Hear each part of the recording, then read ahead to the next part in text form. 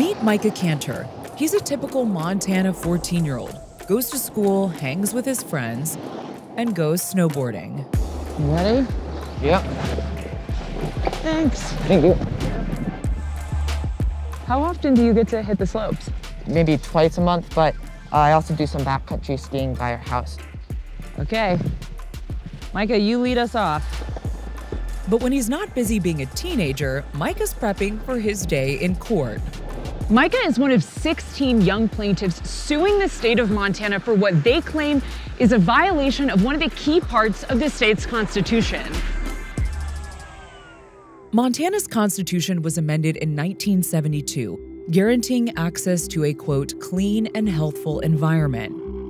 Now, the young people in this case claim that by having an energy policy that relies so heavily on fossil fuels, the state is failing them. We've gotten a lot more wildfire smoke in August, so you can't go outside when it's really smoky because you don't want to get sick. And then also the rivers have been going down a lot, the water level, because of drought, so you can't float the rivers as much, especially in eastern Montana. And then just changing precipitation patterns, affects, when you can go snowboarding like we did today. What precipitated your interest in following climate change and learning about it? Well, I watched the film Chasing Ice when I was 4 years old, and my parents expected me to just like the beautiful scenery that was with the film, but I understood the deeper meaning of it. I dictated a letter with my parents to Senator Tester, and then I was just involved in some climate groups in town, and that kind of just started my interest in getting involved in climate action. What do you want the state of Montana to do differently? What are you asking for to change here? Well, they need to stop promoting fossil fuels, or they need to change, where they get their energy from, how they use their energy, and just make a safer environment for their citizens. You can't vote right now, so this lawsuit is pretty much your only course of action. Voting is powerful, and I think everybody needs to go out there and vote. But I also think that there are other things that people can do. Don't just vote. You can go out there and do more stuff, write to your politicians, or, join a lawsuit. Sue the government. Yeah, yeah.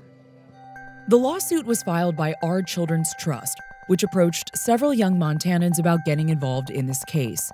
The environmental law firm has sued state governments in all 50 states on behalf of young people. In June, the case becomes the first youth-driven climate lawsuit to make it to trial in the entire country. Montana Attorney General Austin Knudsen is representing the state in this case. In legal filings, the state has said that the plaintiffs seek, quote, nothing less than a judicially orchestrated Green New Deal. They have repeatedly asked for the case to be dismissed, to no avail, and called the lawsuit a, quote, scheme perpetuated by an out-of-state special interest group.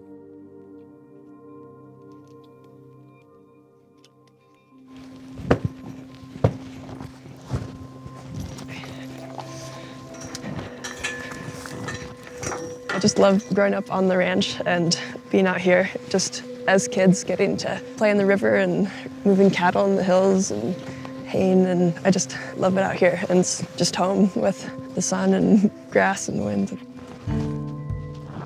For Ricky Held, climate change in Montana has affected her family's livelihood. She grew up on her father's ranch in Broadus on the eastern side of the state and has watched prolonged droughts and wildfires affect the animals they raise and the power to the town.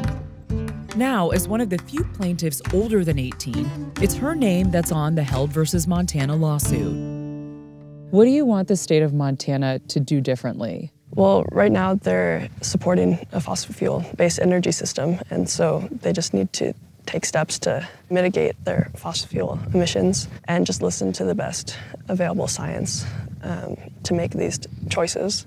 Do you think that's realistic in a state like this, though, where there's, it's really rural? I just wonder, how would you guys get electricity out here if there wasn't fossil fuel usage? Yeah, it's a complex thing, and yeah, we do rely on fossil fuels. I drive and we use tractors, but there are technologies available that we can make the switch. There's renewable energy and wind and solar. There's just changes that can be done. What's your response when you hear grown-ups say, that kids are being used, basically? Do you feel like you're being used? No. For me, I'm the one that's gotten involved in this, and I never really learned about like climate change growing up or anything, and my dad never pushed this on me or anything like that. My generation and kids now, we can't wait for the next one to come along and fix this. The lawsuit argues that by consistently investing in fossil fuel production, the future for young people in the state is looking increasingly bleak. They cite evidence that by the time the plaintiffs are adults, the average daily temperature will have increased by 4.5 to 6 degrees. More than 40% of the state's electricity is generated through coal, and Montana has the largest coal reserves in the country. The state's energy policy actually encourages fossil fuel production, essentially saying that Montana should keep it for the sake of the economy. Because Montana's constitutional provision is pretty unusual, legal scholars like Michelle Bryan have studied its implications both locally and nationally. I think it helps to take a step back and look at the history of Montana. And in its first 75 years, some people have called it a corporate colony, in that it was controlled by mining magnates. They bought Senate seats, they bought legislative seats, they ran the judiciary, and then all of a sudden, more free press entered the state, more accurate reporting, the environmental movement, and all of that converged at a point where our electorate wanted to consider a new constitution. The best-case scenario for the plaintiffs is that the judge rules the state's fossil fuel usage is unconstitutional, and they could be required to go back to the drawing board to completely rework Montana's energy policy. If this trial is not successful for these young plaintiffs, will this have all sort of been in vain?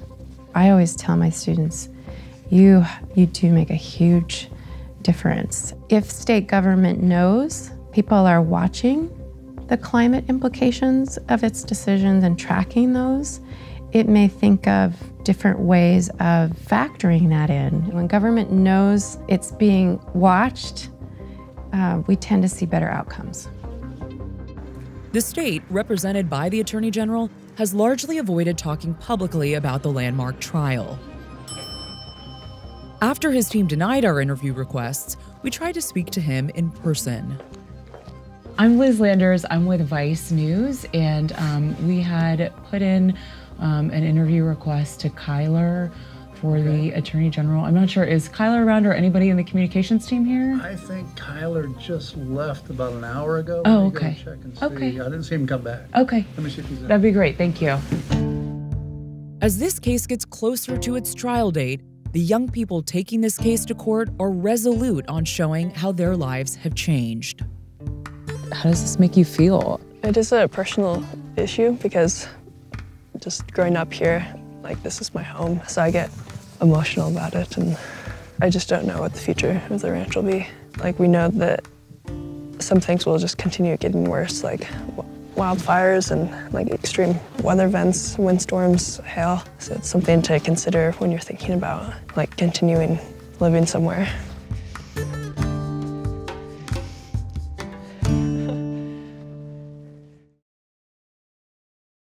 I'm Michael Learmonth, editor-in-chief of Vice News. Too often, traditional news outlets shy away from the real stories and experiences of those living through global conflicts. Not Vice News. Our reporters are on the ground, fearlessly covering the human stories that shape our world. You and millions of others can continue to read, watch, and listen to Vice News for free. But we hope you'll consider making a one-time or ongoing contribution of any size at vice.com/contribute. Every contribution, no matter how big or small, helps support the journalism Vice News brings to you every day. Thank you.